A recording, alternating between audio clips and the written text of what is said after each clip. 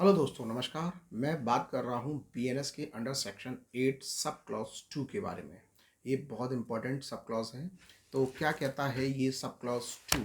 इसको मैं पढ़ देता हूँ और पढ़ने के बाद आपको मैं बड़े ही सिंपल शब्दों में इसको समझा देता हूँ। तो कहता है ये, in every case of an offence, first clause कह रहा है punishable with imprisonment as well as fine, in which the offender is sustained to a fine whether with or without imprisonment. First. Second क्या कह रहा है? Punishable with imprisonment or fine or with fine only, in which the offender is sustained to a fine. तो ये दो सब clauses इसके हैं और इसको मैं समझा देता हूँ।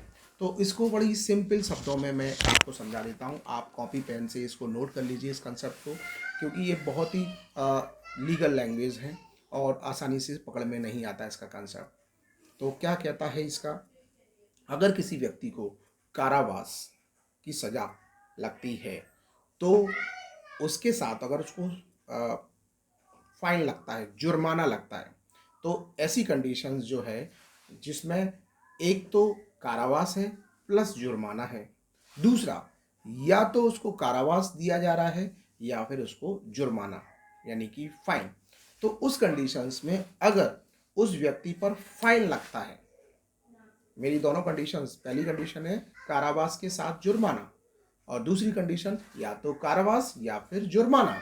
तो अगर उस व्यक्ति पर जुर्माना माननीय न्यायालय निर्धारित करता है तो माननीय न्यायालय इस बात के लिए सक्षम है और निर्देशित कर सकता है कि अगर वो व्यक्ति उस जुर्माने को देने में क्या हो जाता है, डिले हो जाता है या नहीं दे पाता है, तो उस व्यक्ति को यानी कि जो मुलजिम को उसकी सज़ा, एडिशनल सज़ा उसको भुगतनी पड़ेगी।